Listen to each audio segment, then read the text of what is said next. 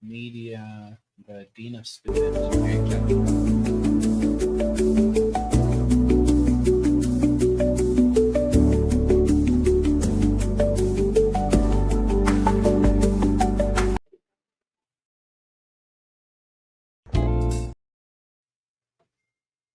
All right. Thank you for tapping in to The Eyes of the Conscious Soul with Sister B. Mellow and my co-host Diego the Doc. We are so grateful to be in the studio on today in a brand new studio. My God, God is good. He's allowing us to continue to um, experience His best. And as we continue to move forward in our lives and the work that He has called to for us to do, we are excited. So we want to thank you for tuning in to Believe Radio, which is a 24-hour inspirational and gospel music station, amongst others. The Eyes of the Conscious Soul brings to you every first Saturday of the month from 2 p.m. to 3 p.m. the Cafe Le Bleu Lounge, where there are 15 to 45-minute segments called The Corner. Each corner has a blueprint that is unique of its own. So we always ask you to vibe out to fireside chats and be inspired by affirmations and inspirational messages. One part of the corner could be the artist talk. We showcase musicians, poets, singers, dancers, film producers, authors, comedian, gospel and R&B rappers from around the Bay Area to across the globe. They share their creative and lived experience. The other part of the corner could be Why I Dream. We highlight and honor the inventions and creative work of the brilliant minds of today, along with geniuses from our past. We are preserving African American community history and our loved community. We are here to bring legacy, to share our legacy. That is what Why I Dream is about. She who believes takes off the mask. This is where you will hear from individuals sharing their personal testimonies to what the Lord has done and is doing in their lives, which are inspirational messages. Also, we highlight golden lights affirmations to impart healing medicine in the soul of the brilliant minds today.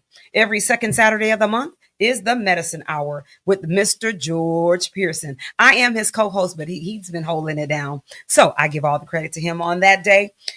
This is where we believe building a better tomorrow starts with us. Topics we cover: health issues and concerns, healthy eating habits, education, financing, and politics in the African American community. We believe in taking care of our temple is important, and our mind and spirit is essential to having healthy mental wellness, eating habits, and knowing that healthy thinking leads to a healthy way of living. Every third Saturday is Education is the Best Medicine, hosted by the founder and producer, Mr. George Pearson.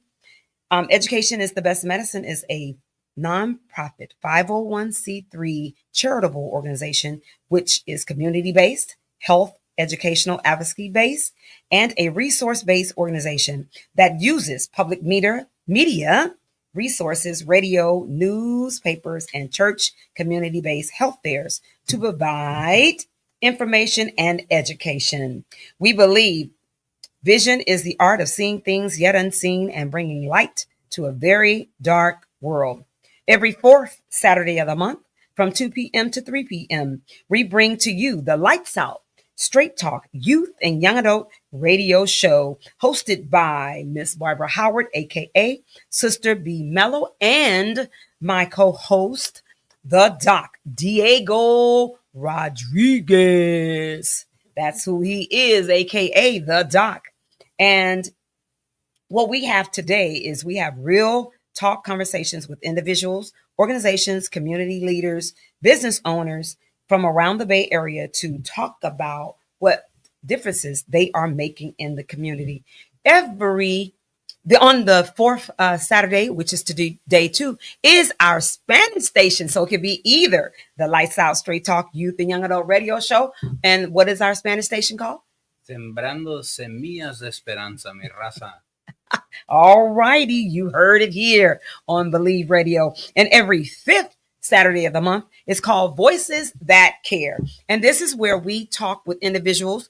We share information about reentry and mental wellness. We have to pay the bills. We got to do that first. So today's guest is Kaila Mathis. Woo, woo, woo. And she is from Urban Peace Movement. And we are so excited about having her on today.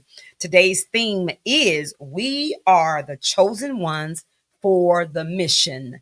Again, we are the chosen ones for the mission. And with that being said, what I would like to do is first ask you about your childhood. First of all, we got to give kudos to the family. There's no way we be on this radio and you not give kudos to the mentors, to the family, and to everybody that uplifted you in the shoulders that you're standing on. So we're going to let you share that, and then we'll go right on into this journey. Yeah, so I'm originally from Southern California, Altadena, Pasadena to be exact. My family actually has been in that area since like 1968. So migrated from the South. So even though I'm a Cali girl, I have Southern roots. Me too, Mom. I was born in Florida. So. Yeah, so they always call me country girl because I don't know how. Sometimes the twang come out. I don't know where. And it's good. It's embedded. But yeah, I grew up there, but I also went to school in like it's known as the IE. It's just in the Empire. So like if you've seen Next Friday or Rancho Cucamonga, like that's the city. Oh, right. That I went to school in. But even just being there, I always like would see the stark difference in just how cities and government really invest in different communities. And you really see communities that are predominantly of color, or neighborhoods that are predominantly of color, or schools that are full of Black and brown students are underfunded. And then the other schools, you'll see the opposite, but you also see like kids like myself that saw both worlds, but you can see like there was a stark difference in how the kids were, and you like just being there, I always felt left out, you know? So I kind of had like the best of both worlds. Like, at home, my mom is very like, you know where you come from. That's right. That's right. And then at school, like I was always like defending, like, hey, I'm a Black woman first. Don't come. That's right. And so I've always just kind of really grew up just really being really proud of where I come from and who I am, and just kind of at an early age having like an early understanding. That's beautiful. Like, there's a system in place. I didn't have the terminology at the time. That's right. I always knew there was something in place that is harming my community and people that look like me the most. And I think after like coming towards at the end of high school, it was time for me to decide a school, and I was like, I want to go far, but not too far, so I can get home if I need to. And I remember seeing a movie called Panther, and it was about Black Panthers, and I was like, oh my gosh, this was right when I started picking up books and reading just different things, reading just different like learning about like W.E.B. Du Bois, learning about social justice. That's and right. I got to the point where I was learning about the Black Panther Party, and I was like, Oakland, that sounds cool. Like I want to go there. So I went to Cal State East Bay and started working with my organization. I've been there since I was like 21. I started off as an intern. And met my mentors, Nicole Lee, who's the executive director. Before you go there, we still got to say hello to the family and give kudos to your parents, your grandma, your sister, your brother, whomever. We gonna get into it, but look, we gotta give family something love first. The folks that we rise together. Yeah. Actually, that is very important. I do want to show like a lot of love to my home base, especially right now, because my family was heavily impacted by the LA fires. Oh Lordy, send prayers so, and love. Actually, I'm glad that you brought that up. Yeah, where I come from is especially now as of like recent months, I'm really like really learning to appreciate it. Yeah. And really recognizing that a lot of people, one, didn't know what Altadena was, and like you just go around like thinking it's common knowledge, but it's my common knowledge, not everybody else's. So it's just like it does, even though it's a painful experience, but it does feel good to see people actually acknowledging and honoring like the families that live there, because folks known each other like for generations. And that's important. And that's really important, really important. So do you have names of mom, dad, and grandma, and aunts and uncles and aunts? That way we could put the time mark. Yes. Shout out to my mama, Kimberly White. Hey. And my grandmothers, their Verdis, she passed away. And my grandmother, Martha, they really instilled a lot in me, and just like taught me. I have a lot of women in my family that really taught me like what it means to be a Black woman in this world, and like how do you show up for like not only like your family but for your community. And they also like my grandmother, we had the same birthday, but when's your birthday? January 11th. Okay, look, we got to get kudos because grandma's up in this building. Look here. She was really big on like emotional intelligence. Let's go. We can be down for a little bit. She was like, we can be down for a little bit, but like let's get it up, let's get to work. So she's always been like a no nonsense like kind of person. And I think I get a lot of that from her. Like my family, they're like, you're like the. When I was a kid, I was like very meek and quiet and just observant. But now as an adult, like folks are understanding, like, oh, she was just trying to see where she fit in and like, okay, see how she could show up. But I got that grandma. Yes, I am literally my grandmother, just in today's form. So I pay a lot of respect and honor to her. And any siblings and cousins? Yes. We got to get them all up in there before we get going. I have a total of 3. Wait, hold on. 4 Okay, brothers and 2 sisters. Okay, say their names now. My oldest brother, Deshae, he just recently had a birthday. He's in Maryland. Yes. And my other brother, Ryan, his birthday was on the 21st. Oh, wow. So Birthday I'm month. surrounded by May. Okay. And then my little sister, Sade, my sister, Cherise, and Devon, my brother, Devon, and my little brother, Ryan. We're all kind of all over the place. So family. My older sister's in Vegas, my younger sister's in Southern California, one of my brothers in Houston, another brother in DC, another brother in Santa Barbara, and another brother in Kansas. So we all over the place. That's right. But seeds everywhere. Yes. Grandma say, look, yeah, we're gonna spread it around. But we're really like when we come together, it's like that's right. Close, so, that's right. I love it.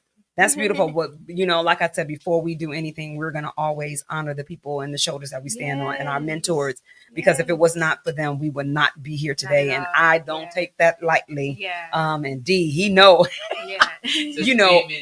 business, no joke. Because this is a part of my calling, is that I tell people all the time, good, bad, ugly, challenging, your story counts. Everybody counts. Because it's a part of the journey. So we just can't say, say all the pretty things. It's like, no, people know my story and I have no problem with telling it because it's not mine anymore. It's to make sure that I get people. And this is why we do this show. This is why the Eyes of the Conscious Soul came into fruition. God said, you do this. He gave the name. It's like this is what it's about. And, our platform is you all's platform because we're not greedy. We're just stewards. We're just over the, God give you thought and vision. And y'all know that. Y'all know about that. So it's just like people just to stay grounded, is important. And that's a part of sharing about the family is to stay grounded because, man, it's crazy because yesterday, this whole month, I've been in this, like, I'm so freaking grateful because I know what I've been through. And I'm looking back, it's like, oh my God. If it wasn't for God, I would not be sitting here. And I'll just say this part. I was almost mistaken for a mistaken identity and going to jail for life. So, I don't take it lightly on every day that I'm moving in this earth. Because it was almost taken from me and me losing my life, all kinds of stuff.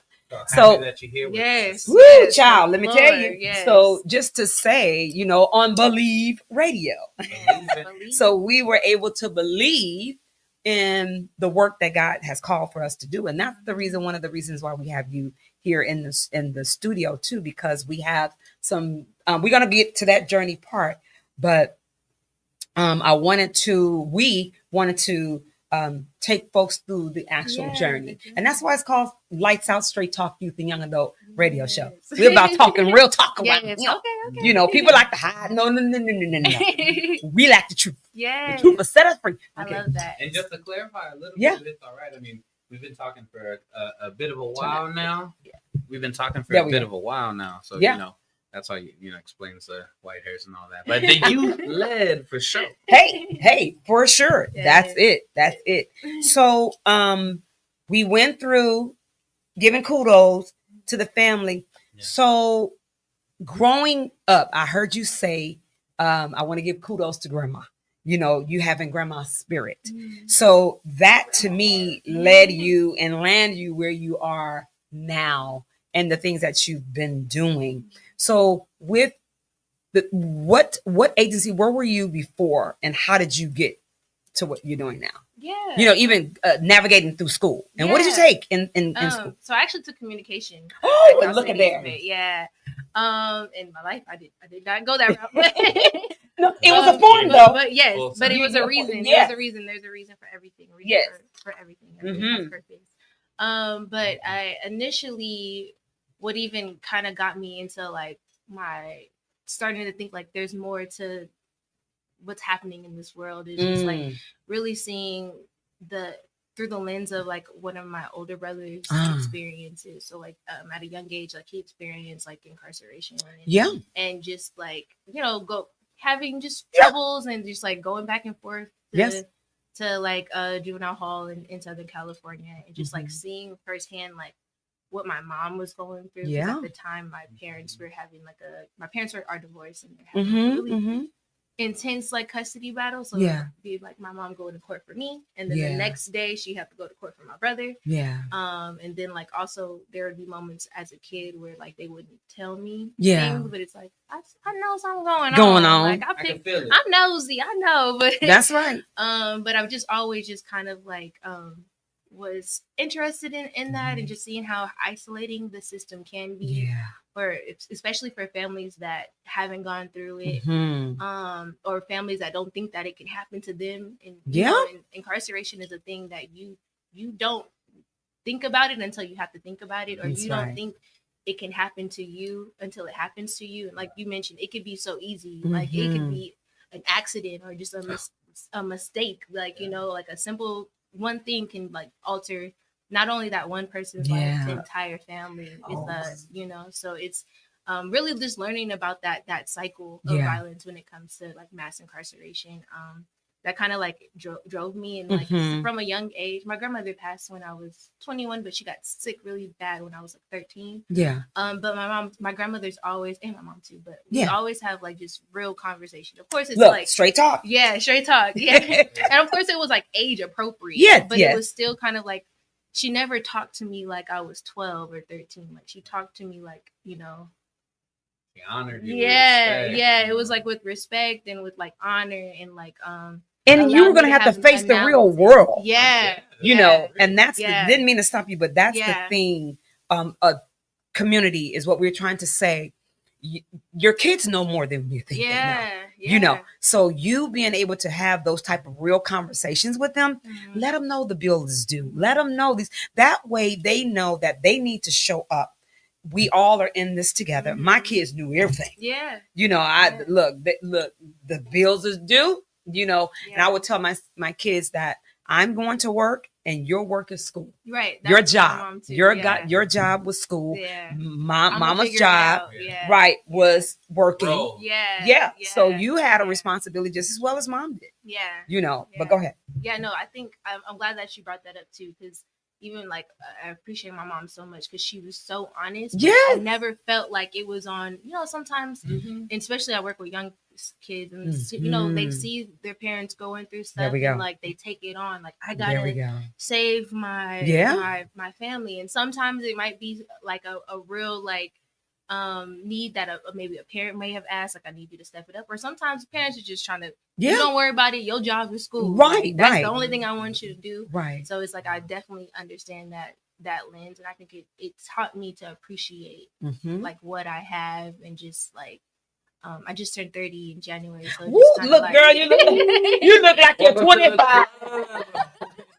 You look like you're 25 years old. But it taught me like the adversity that my 20s brought me through. And even like this year, I would say this is like a hard year.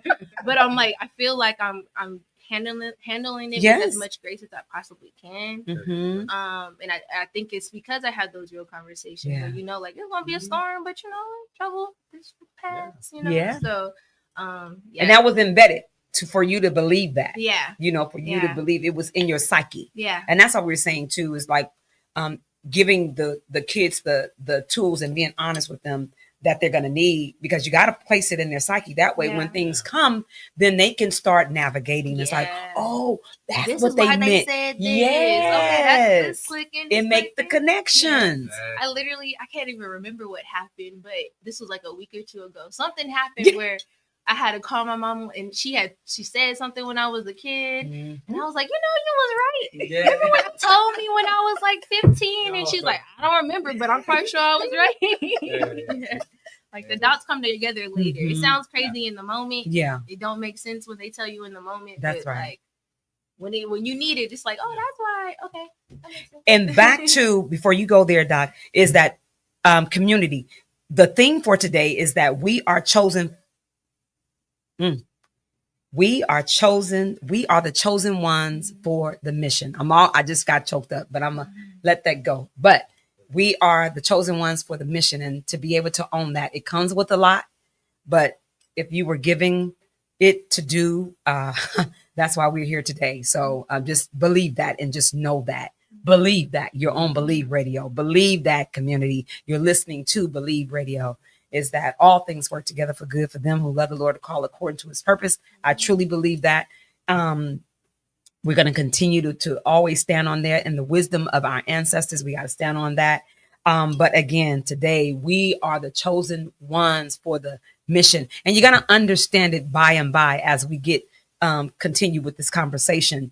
And Doc, go ahead. You were going to say something. I was just really appreciating the full share and listening.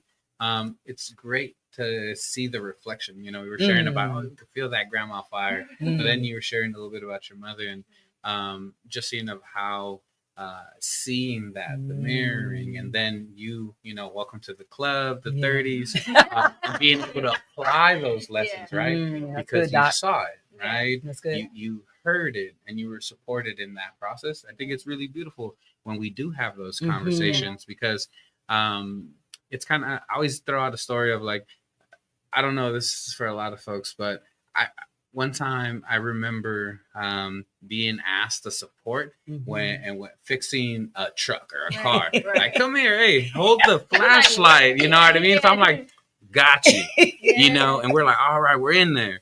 And then, but if the communication isn't there, the expectation is, I have you here because I'm actually wanting you to learn this, That's good. But when they say, so I taught you, what did you learn? How to hold the light, you know what I mean? One job, I'm doing that. Yeah, but and you are the light. Story. Yes. And it's called the Lights Out. Straight talking. You think y'all get that? So we got that synergy. We got that. There we go. All up in here. So through your college days, share us a little bit about the college. With the communications, and what you're. This is what I always know, is that even though we did not, we experienced and we learned that part of our journey, it still was to tie us into the other stuff. And I'm saying that because I went to Barbara's and I was wanted to be a model, but it helped me with being able to be on the radio. It helped me with talking in front of people. So all of that training gave me, it's like I didn't use it for say for that, but it was for the other areas of my life. And I'm like, oh, go ahead. Yes. Yeah, so I did go to Cal State East Bay for Pioneers. So I my route was communication, but I started taking, so I don't know if they still do this now, but my freshman year they used to have like, I guess to kind of help transition freshmen into college, they would have like you in like clusters, like a learning cluster. So you would have like set classes and you'll have classes with the same people. So it kind of helps you transition a little. Well, for me, it helped me like not being so nervous. Yeah. You got this class with me in this class, and I got somebody to study with for 7 different classes, or not 7, but like 3 or 4 different classes. Yeah. But you get to choose the cluster. Oh. And so for communication, I don't think there was anything specific for that. So you kind of just had to pick whatever. So I picked a cluster called View and Diversity. And say that again. It was a cluster called View and Diversity. View and Diversity. At the time, it's all ethnic studies courses. And so I took like that route and just was like, oh wow, this is eye-opening, all making sense. Because in high school, like I just did what I had to do to just get my mom off my back and like, let me give you this B and A, so I don't have to hear a lecture about no C. Yes, I don't want to be the, do we need to get a tutor? I don't know. I don't want no tutor. I just want to get on by. So like, it was the only classes that interest me was like history classes, especially when we talked about Africa and when we started talking about us, like and talking about like Latin America and just the origins of like just indigenous cultures and things like that. Like that is what fascinated me. And so I took a class. I don't know if he's still there, but his name is Dr. Bayham, and he taught like everybody. Hey Doc, we appreciate you. It's the other Doc. But now we got our Doc, and it's another Doc. But he like taught us a lot. Like I remember one class we came in and he was playing Parliament, and he was just kind of talking about Afrofuturism, and like it was a small little introduction, but just being like, I grew up listening to this music, I know this stuff, and like seeing it being played in class and like tying it together, I just always thought that was cool. And so like I just like was zeroed in on those. The communication classes were very cool. I learned a little bit, but I really like learned a lot in my ethnic studies classes. And I also like being in the Bay, I got a job like working at a restaurant in Dublin, and it was good because it was good money, but it wasn't what I came out here for. Like I'm like I came to the Bay not only for school, like the mission, something more than the mission. And I had a friend that I knew, and I think I was in like my sophomore year of college, and I was just telling them like, oh, I came out here because I wanted to make a change. I wanted to like do something in the community, and he's like, purpose. Oh, yeah, something. Yeah. And I was like, being in Dublin, like I'm not seeing my people, like I go from, I'm in Hayward at school, then I take BART or drive to Dublin, and it's just like those two worlds are very different from what I thought the Bay was. So they were like, oh, I'm a part of this group. We meet every Wednesday. We talk about social justice issues. Like it's right up your alley. You should join. So I'm like, okay, cool. So I go and I walk into the space, and it's like cool. It's a youth center. They had like a studio. They had like a dance little studio, and so I'm like, this is cool. Like, where the heck was this when I was in school? And I walk into the room there. It's like they're in circle, and it's all men. And I was like, wait, this is not what is happening? Why am I the only girl? I was confused. But they were talking about real stuff. Like they were talking about what was happening. I can't remember the topic at hand, but I was just being like, I was inspired by it, and just also seeing like men just share their experiences was like, it was a great opportunity, but also I felt like I was like, why am I here? Because where the sisters at? You're right where you need to be. And towards the middle, the facilitator, his name is Adimu. He's so funny. He goes, hey sister, like I'm glad you're here, but this is a men's circle, but we do have this. And I was so embarrassed. I was like, oh my gosh. And so I was so mad at my friend, like, why didn't you tell me? But Adimu was felt the vibe. But Adimu was facilitating, and also Dr. Prince White, who became a mentor to many, was also there. That's my dude. And he was a communication major as well, and like went to school. He went to Howard, and I think I don't want to get it wrong, for sure Howard. But he was a communication major, and I was like telling him like that's what I study, and he was just talking to me for like on the phone for like 30 minutes about just where I can take it in different avenues. But look how where you thought you were not supposed to be, like you said, it ended up having you there to meet him. Yes. See, that's how we're community, family. What we're saying to you that it, like we just said earlier, everything happens for a reason. You have to figure out, even if you don't know, just keep it in your head that you met the people or the person for a reason. You were in this space for a reason. You don't know maybe at the moment why, but it was for a reason. It was for a reason. Yeah. You know, oh, man, you're so good. I'm on with the headphones. No, that's so, you make such a great point in your share and your journey, seeing how those influence, you know, come on, grandma's fire, mom's nurturing energy. We're always talking about the seeds, and there's a lot of research out there now. Everybody got a handbook on stuff, but the idea of like you had seeds planted, right? You begin to develop your own roots, the things you desire, all things that are in your heart. And for anybody in the work and everybody that's out in the community, we also need those other folks who have had that seed, have had those roots, and now they're more blooming, they're sprouting. So it's important to always reach back. So it sounds like you were finding your folks. That's good. Definitely. Exactly. I was finding my folks and finding my chosen family for sure. And and I've been with DPM ever since. Like I had asked, and that is now say the name of the organization. That's why we journey that way, you guys. It was for a reason. Just ride with us. Just keep riding with us. So I just asked him for an internship, and I started working with an organization called Urban Peace Movement. Say that again. Urban Peace Movement. Urban Peace Movement up in the house. Yes. And they've Oakland, California now, y'all. In Oakland, yes. And they've been around since 2009. And initially, the mission was they started with the campaign Silence the Violence. Like homicide rates are really high. Then they started working with young students that have been heavily impacted, but also like encouraging them and training them on like public speaking, sharing their stories, and advocating for change. And I think when it started with Silence the Violence, and I think you start to realize like there's a deeper connection to it. There's mass incarceration, there's poverty, there's a lack of jobs. Like there's so many areas that they all are connected. And like when it's like a domino effect, when one is out of whack, everything is out of whack. So I think that's what we're teaching in the Freedom School. And at Homies Empowerment Freedom School. This is exactly what we're teaching our youth. And I was sharing with one of our young Cesar. That boy is so intelligent. He's intelligent, I tell you. And I was sharing with him because something he was saying, you'd be like, dude, come on, man, step up into your genius. But he does. And I was sharing with him. I said, now, do you know the same information that you're sharing with me?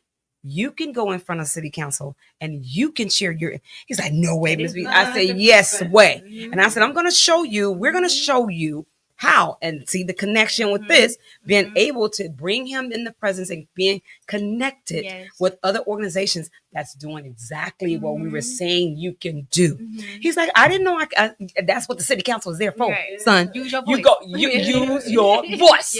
And we gon' I was gonna say not just that, but use your voice. And if you're gonna complain, if you're gonna rebel against something, we have some solutions. And we got a whole couple of things you could go all that, do it in a good way. But solutions. Come on. Tell them what you want, because the movement, as we said, the mission and the movement, people are not really understanding that all the movement started with young people. And we've now choked our young people. Society has choked them to make them think that they are not the one. It's like, yes, no, you're the ones. You're the ones. You're chosen for this mission. And to get that back embedded in their psyche and in them is that, yes, at your age, I say, if you look back at all the organizations, it started with them being like young. 18, 19. Come on.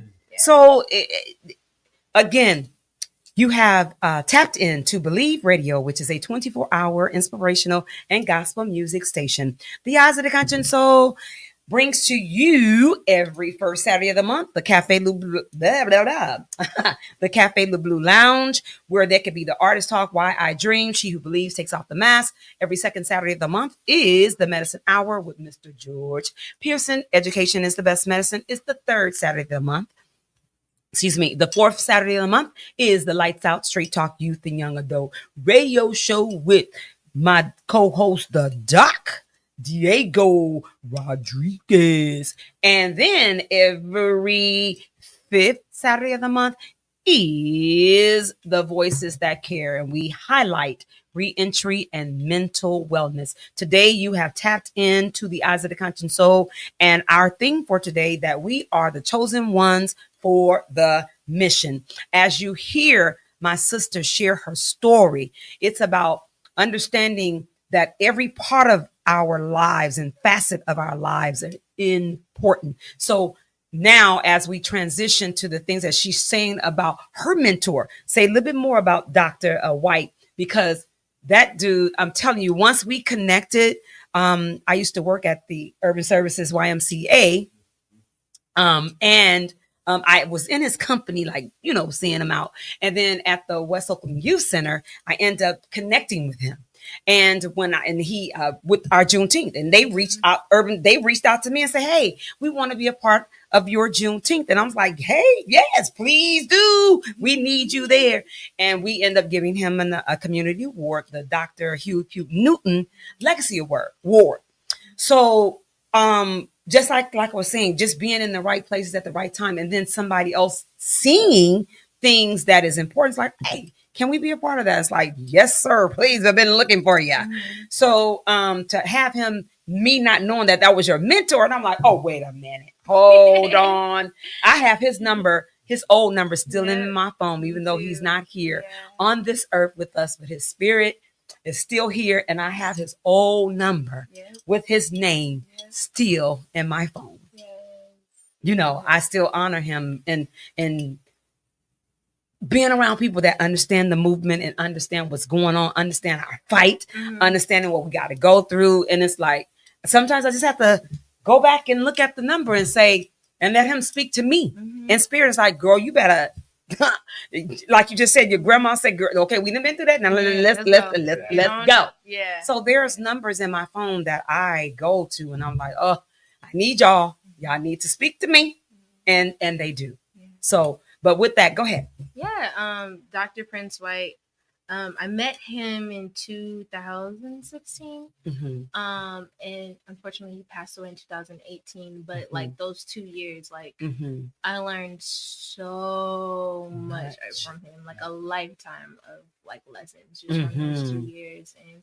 And he was so caring about his community. Like he's from like Sacramento area. He even like was directly impacted, and I know for sure Sistah's impacted growing up, and like he dropped out of like high school. But still went back, got his GED, got his like master's and doctorates. Like he got it, like, and without a high school diploma. Yes, and just seeing like how much he fights for young people in general, like especially like young Black men, but he fought for all young people.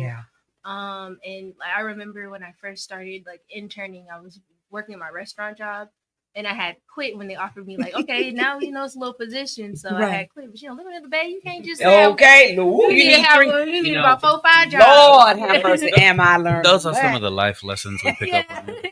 Yeah, so I'm like, I got 12. I'm tired of this restaurant. I'm gonna quit. I'm working for the community, and and so when I went back to get my job, I had told him, he was like, dang, what I gotta? He like sat me down, like, okay, how much is this? How much do we need to pay you for you to quit that job so you can focus on school? Like he was one of those, like he was definitely one of those, and like he was just like so caring, and like any of our young people, like if you had any any kind of situation, like he dropped everything and helped me. He was a mechanic. Mm-hmm. He, like I had issue with my car. Flashlight. Yes, that flashlight. He would, if I had an issue with my car, he would tell me what to do, where to get it at. Like, That's hey, right. let me know. I could fix it for you. Like, and that was something. And that's community. That's our community. village. Yeah, and that's our village. Yeah, and it came at a right time because. I'm out here by myself. Yeah. You know? So it's like, wow, like I have like my Extended family. And he was just like a real solid dude. Yeah, and, like, he was a solid dude. When he came into a room, like he just demanded he just present, just like there. Like we did one of the first campaigns, meetings I did when I interned with Urban Peace Movement was we worked on a campaign called 1,400 Jobs for Formerly Incarcerated, Jobs for Freedom. Sorry, 1,400 for Freedom. It's been a while. That's okay. But it was basically after Proposition 47 passed in like 2012. It led to a lot of folks being released because from prisons because it was overpopulated. So people that did policy work, they did the math and saw like, okay, that's like 1,400 beds in Santa Rita that is now empty, right? So and they're gonna try to fill them again, right. So we're like, why don't? And we see the connection of like when there's no jobs, that's when you uptick in mass incarceration. So how about we get the county to have quality jobs for formerly incarcerated? So that was like, I think my very first meeting off the bat was like, look, you get in there. Yeah, right now. Like he will throw you into 6 feet deep. Like he didn't care. Sproutlings are resistant. Yeah. So I was in a meeting with Keith Carson, Supervisor Keith Carson's staff. That was my very first like introduction to anything, and I was like lost, but like, wait, what? Yeah. And like not even really understanding board of supervisors and like just like how local government works. Yes. And like he taught me real life lessons without lecturing me. He threw me. Watch yourself now. Come on. So I really appreciated that because I'm a visual learner. Like I have to like do it before it really makes sense. I'm for visual. Me. And so like we did that.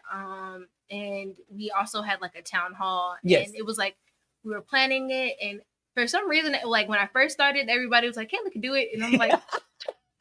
I guess, like, yes, and I was like young, just like, okay, well, I'll do it, shoot.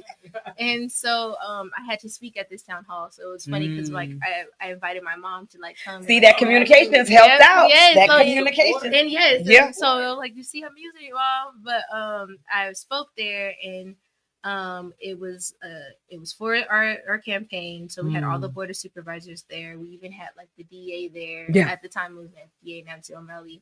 And Prince was in a whole nother room. Like it was at the, I'll never forget it. It was at the Wade Church.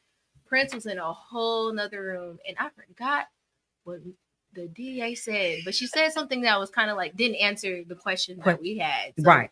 He came out of nowhere like a lion. Just that's Dr. C. Yes, that's Dr. Cesar Cruz. Just like came and like went to bat with statistics about like, how our Black men are treated in society, specifically in the county, and like why we don't have policies that reflect and that support our young folks, specifically young black men. So he was just like he went in, and then he dropped the mic and went back to whatever he was doing. And I promise but that's how we have to do. Yeah. Go ahead. Yeah. So he was just so like he's so passionate about it. And so like just seeing and learning from him, it was just like it was something I really appreciated. And like when he another funny story is we did another campaign for a young man that was they were trying to charge him as an adult. In 2013, and he was sitting in Santa Rita jail for 4 years awaiting Jesus. trial. And so he was 17 at the time of the offense, and I when Prop 57 passed, which actually ended the right for the district attorney's office to directly file youth into the adult courts. It made it now where the judge has to kind of give the discretion of where this young person goes. So when that right was taken away, a lot of folks that were like charged as adults, as minors, some of their cases got re-looked at. And so since he was still in Santa Rita jail, we were like, he hasn't even been convicted yet. He's Good been here for Lord. 4 years. He's Just done sitting. beyond his time, you know. That 4 should have been years. it right there. Yeah. 4 years. They Look, should go home. time served. Yeah. Y'all know how long 4 years could feel. Okay. Yeah. 4 years. 4 I years. couldn't. Oh no. Yeah. Lord knows. Yeah, and even like I had to think because the boy was Mental. my With the age, mental is working on yeah, his mental too. mental. So and like he was a young father, and it was like it was a lot, you know. And so we actually campaigned, got his attorney, which was also his Prince wife's wife. Yeah. And so she Kudos to you, yes, Mrs. Claire White. And she she fought for him, and we had like community there. We had, and at first when he told the story, like, okay, we're gonna get this guy home, we're gonna get this kid home. I'm like, how? But okay, I'm gonna rock with you. Like, I'm not gonna challenge you. I'm just gonna where I gotta go, where I gotta be. And so we were like petitioning. We were out there collecting signatures at the lake, going to like different events. And then we would hold rallies. Once he finally got a court date, we held rallies, and we also collected letters from different stakeholders in the community, and like hand delivered like 60 letters to the district attorney's office. And he was later released. Praise God. And like after and right before one of his court hearings, we had to speak at churches about this young person. And Prince had me just go like, okay, I'm just gonna have you come, so like just sit, hand out the flyers, collect signatures. So he was like, we got 2 churches. So I guess he forgot that there was 2 different churches we had to be at, but they had 3 different services. So one service was at the same time as the other church. Oh Lord. And so he's like, I gotta go to the other church. Y'all gotta go over here. Yeah. And it was like the second service, and it was like, I'm like, this is where it's more people. No. Wow. What do you mean? But like, you were at where you needed it to I was at where I needed to be. So I was like freaking out because I had like 2 minutes to prepare what I had to say to this church. But like, I'm glad that it happened. Like, all of the lessons he taught me was like, it was hard. I didn't think I can do it, but I did it. And just seeing the sacrifice that he put for like not only his family but just like community as a whole, the young men that we worked with, he put a lot of time and a lot of effort in every young person that he's impacted. And I think that really taught me a lot of like how I want to be for community, how I want to show up for young people. That's right. And so so now thank you for that we had to lay foundation. So now the project that we want to invite people out to is this Thursday, and now share about that. Yes. And how was the call for that? Yeah. So our young people really wanted to work and fight around the policy that our Alameda County Juvenile Hall has around the use of pepper spray and on young folks in the juvenile hall. So currently there's not a official like policy that bans this use. And so Alameda County is like one of 3 other counties that have not like officially implemented a ban on the use of pepper spray. So I know like San Francisco County, Santa Clara County. So we behind. We behind. We behind. Yeah, and so they banned it. We are behind. Yeah, but we're with like I don't think Contra Costa had banned it. And which and for sure I think the Sonoma County hasn't banned it as well, but for sure Alameda County is on the list that hasn't banned it yet. And so in 2022, 2023, Urban Peace Movement was a part of a coalition that called for like a ban of the use of chemical spray and other prone restraints on young youth in juvenile hall. And at the time in 2023, like the Board of Supervisors like agreed to like, let's look at this and let's see how we can implement something. That's right. But nothing has really come about. And so we're really trying to get community to really understand that this is our issue. Like, this is a people issue. It's our kids, and we need to do something about this. So we really want to just spread awareness and just talk about the importance of like actually implementing a policy that is restorative versus more so punitive. So how could they connect with you to be a part of we definitely want them to be at the meeting on Thursday, the town hall, and then how could they connect with moving forward with Yes. policy writing and, Yes. and supporting and all Yes. that kind of stuff. So you can always follow us on Urban Peace 510. We'll always be able to share on Instagram. We'll always be able to share like next steps and what we got working on. One thing that for folks that really want to like plug in and make sure their voices are heard is it's important for folks to understand that there's a lot of meetings that stakeholders have that are open to public, that folks can actually submit public comment. Even though it's a hassle, I know it'd be hard for folks, but like it's important to make sure your voices are heard. That's right. There's like commission meetings, there's like different like committees even within juvenile hall where they meet to talk about like what's happening in the juvenile halls and like next plans and make suggestions. So and that's also open to public. So just making sure that your voices and your story is heard is really, really important. Stay plugged in with us. And then the location for Thursday? Yes, this Thursday from 5 to 7 at 1721 Broadway at Oakstop. We will be there. Our youth, I'm so proud of them. I'm so excited for them. They were like, we want to work on this. Like, what happened? They said that they were going to look into it. We never really got like a formal update for like what's going on. So they actually conducted a survey, which folks can still take. They did a survey for like the last 5 or 6 months and also conducted a couple of listening sessions.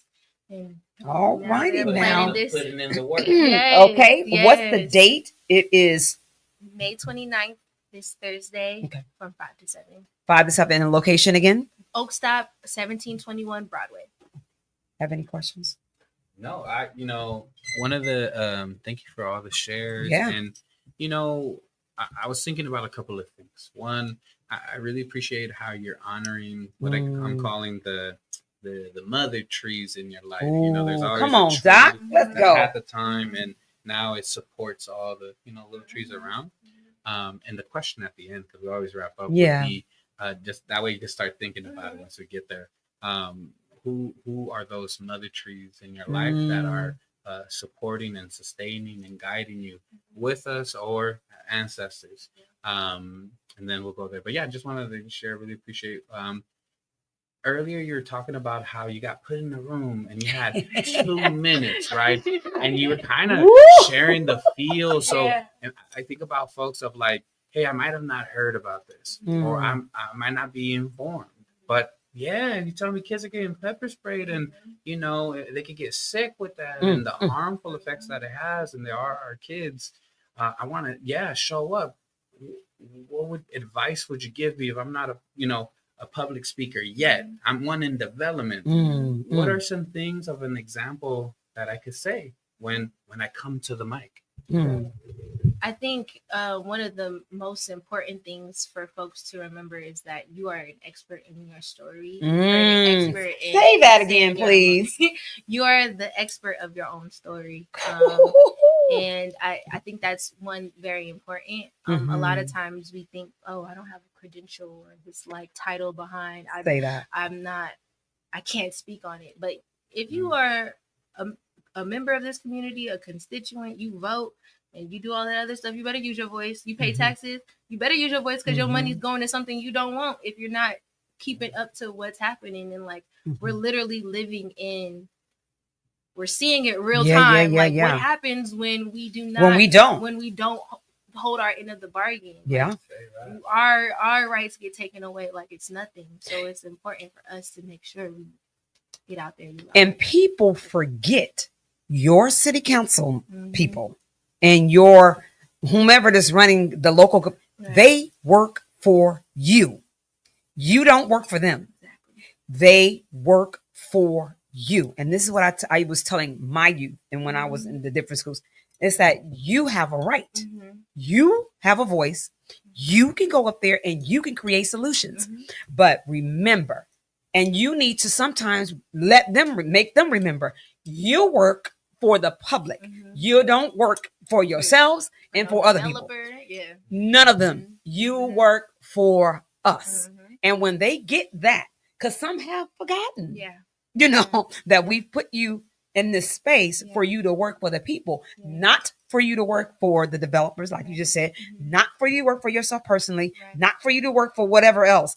You work for the public and never forget it. Yes, yeah. And I think too, it's something special about, like, especially when we like turn young youth out to city council meetings.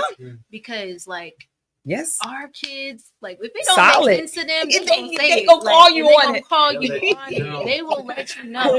Especially kids from Oakland, they don't do fugazi. They don't. They say that again. They don't. Kids from Oakland do not do fugazi. They know when it's fake at the door. Yep, so and they know fake people too. Yes, don't try them. They know what it is. So just stop. Know what it is. Yeah, this is Straight Talk Youth and Young Adult Radio Show. So when things aren't making sense to them, they're like, why are they going this route when it's simple to go this route? Like, they, and so that's the beauty. So that's the beauty. But when they like turn out and actually use their voice, and then they see, like, after like an hour, 3 hours, and they do that deliberately, but when they stick it out and see, like, what we was fighting for, that resolution got passed, or that resolution we didn't want got banned. Oh, this actually works. Like, we got the stuff we wanted. Yes. So I think the more you actually see when I use my voice, and we get a win is a win. And come on. It motivates folks to continue the fight. And so that's why it's important that we that's part of I've been called the connector, so I do know that's a part of my role in community, because that's what my daddy taught me. Our family business taught us is that my father, even though we had the bakery and the business in the Bayview district in San Francisco, my father said, you work for your community. You need to do whatever you need to do. You got your little corner of the world. And that's why I tell people there's a lot out here to work and do. We ain't got to be jealous of each other. Right. And then be in competition. Right. There's so much out here for us to do. I stay in my lane over here. Don't be mad at me what I'm doing. You just do your part. Right. You stand in your lane. Right. Just do. And I try to get people to understand that it's no competition. It's right. Come on, together we say that together, brother. Together we rise. Credit to Brother Rose for that one. Yay. He said on my mama. Yeah. That's Rose. Town business on my mama. So Rose is my co-host for the first Saturday. Oh, nice. So they solid, but Homies Empowerment Freedom School, being able to make that connection with you all and moving forward as how we gonna, work together is just a beautiful thing. I'm excited. I'm excited about what we're getting ready to do, especially for being able to uplift our youth. Yeah. Because they've just been beat down. It's like no, you've been chosen. You the chosen ones for the cause, for the mission. And it's so important that I always share it all the time. I tell the folks, so I used to do these tours that's called Taking Control of Your Own Destiny. And that's a part of my nonprofit. And I was sharing, and Keith Carson did my first tour. Kudos to you. And I was sharing with the folks on the board is that this is what you need to understand. These youth that you're inspiring right here are going to either be in your seat so you can encourage them and train them, or they're going to be on the other side of the seat with an issue and a problem. Right. So what do you prefer? Right. You prefer to give them the knowledge that you have, inspire them, and let them know that they can be in this position and they can make changes and do what they need to do too, or it's going to be an issue. And every tour I've done, that's the mission and the saying. It's like you gonna deal with them, but it's how you want to deal with them. Right. So and that was. But go ahead, Doc. What did you say? Oh no, I'm okay. I'm like over here vibing. Well, it's the vibe up in here. We feeling good up here in the new studio. Again, you have tapped into Believe Radio, which is a 24-hour inspirational and gospel music station amongst much, much more. We want you to pull up Believe Radio and see the work that we're doing in our community and uplifting our people, especially the eyes of the conscious soul. This is what I will say all the time is that my platform is our platform. It ain't about me.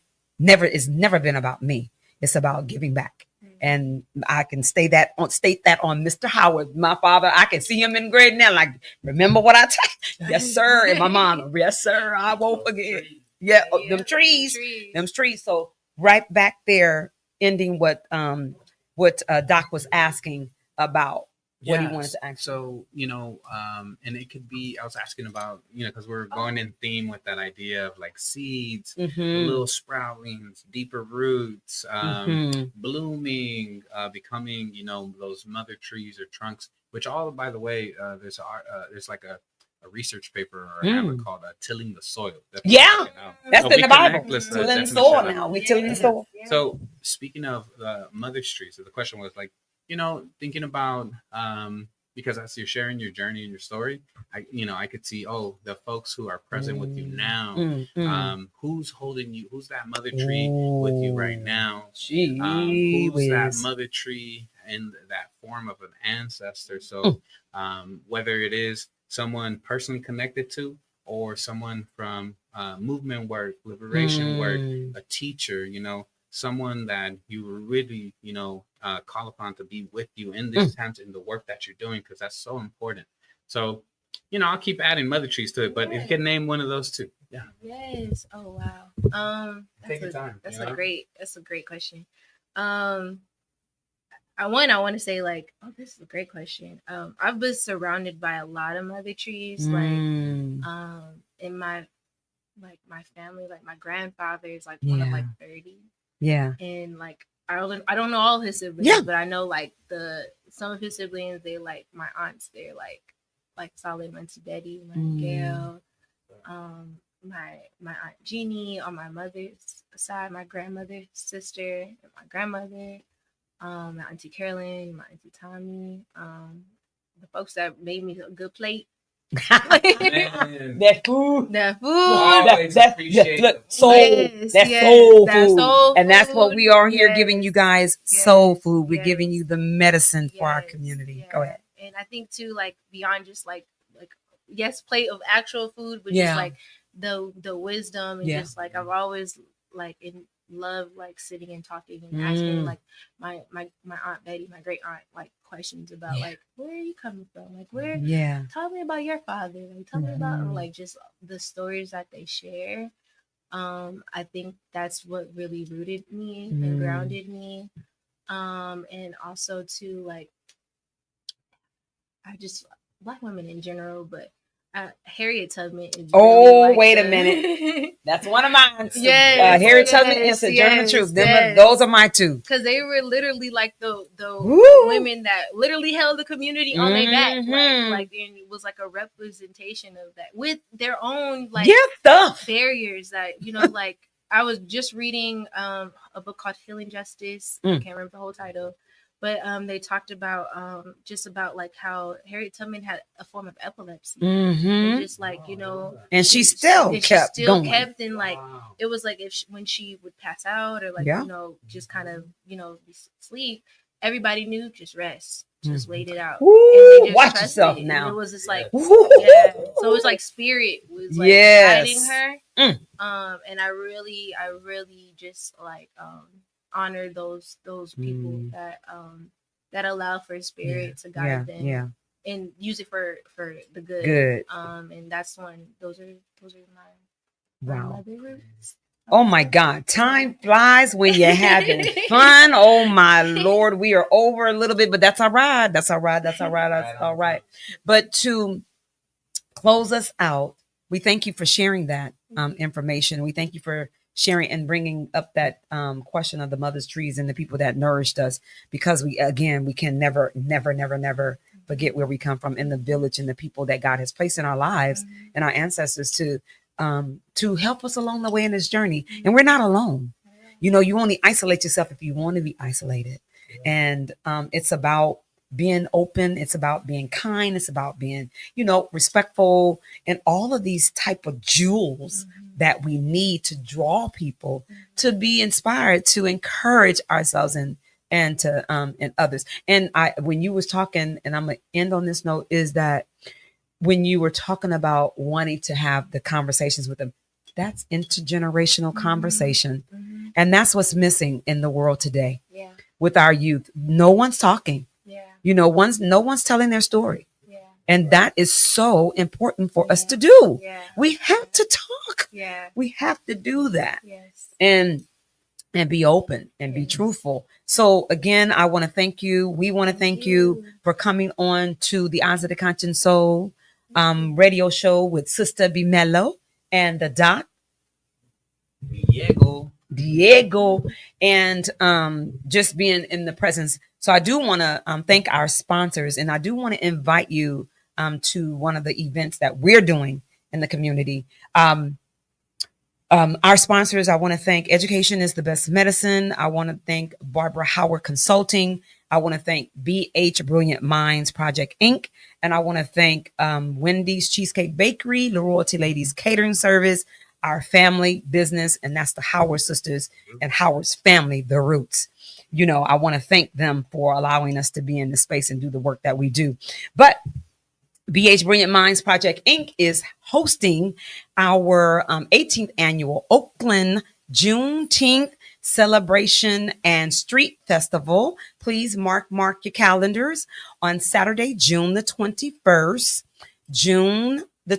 Saturday, June the 21st. This will be our 18th year anniversary. It's a street festival. It's going to be in Oakland, California, on 32nd and Market, and on Brockhurst between San Pablo Avenue. So it's going to be on Brockhurst Street in Oakland, 32nd and Market between San Pablo Avenue.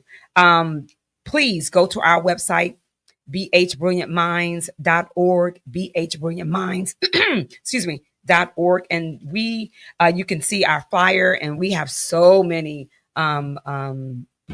sponsors we want to thank for being in the space. And it's HHREC, it is Hip Hop TV, it is Homies Empowerment, CRC, and we have, Community Bank of the Bay. We have Oakland Recycles. We have Oakland Fund for Public Innovations. We have Urban Peace Movement. We have NAMI Contra Costa. We have, oh my God, we have so many people. Made Men, Bay Area Finest Motorcycle Club. Please come in and tap into what we're doing in the actual community, Ella Baker Center. So there's a lot of folks from the community. Tap in and be a part of what we're doing. BH Brilliant Minds Project Inc. is bringing you our 18th annual Oakland Juneteenth celebration. Our theme for this year is we are tapping into our ancestors' wisdom and having the freedom to express ourselves. And it's a free community event from 11 a.m. to 6 p.m. We're hoping to see you in the space. Invite family and friends out. We're going to have a wonderful time uplifting community, educating ourselves, and being in unity with community, and just having a vibe. We come out. It's about love, y'all. It's about the love. It's about the peace. Okay, having a good time. So we're expecting to see you there again Saturday, June the 21st, and it's actually my birthday. It'll be my birthday day. Here, I'll be turning 61.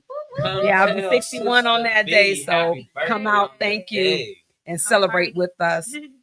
Yes. And we're gonna let you again close out with some parting words, and then I'm gonna let you have the parting words. Doc, and then I am going to close this session. I just want to thank y'all for just the platform and just allowing me to share. Hope to see you all this Thursday, 1721 Broadway, Oak Stop. Okay. We'll be talking about some change. You'll be seeing some young folks using their voices, and hopefully you'll be able to join the movement. Yeah, most definitely. Thank you, everyone who's joining us live. Thank you for being here and willing to share your amazing story. You are right. You said it earlier. You are the expert of your life. And I just really thank you for carrying that fire, the fire of all the great maestras, the teachers, of your life, and bringing them and naming them here in the space, because now you're doing that thing. You're speaking it, and I just really appreciate you for being that historian of all these amazing folks. You're a storyteller, and you do it in such a good way. So continue to do that. just much loves to the mother trees of my life. That's my, right. My relatives, Come my on. parents, my abuela, my wife, my kids, and also very much loves to folks in the work, spade work in advance. Tammy Johnson, Lolis, Ale, Flavio, Francis. May the force be with y'all.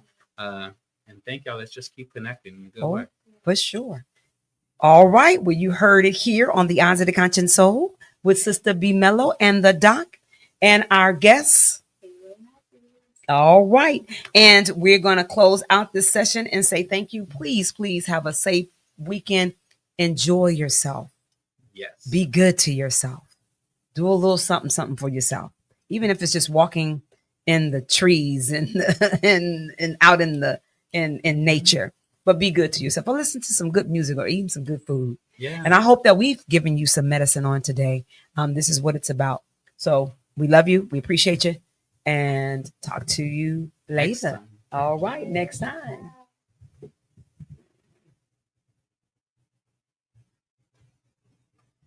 We're now kicking off behind the scenes. That's right. No. All of a sudden change. Hey.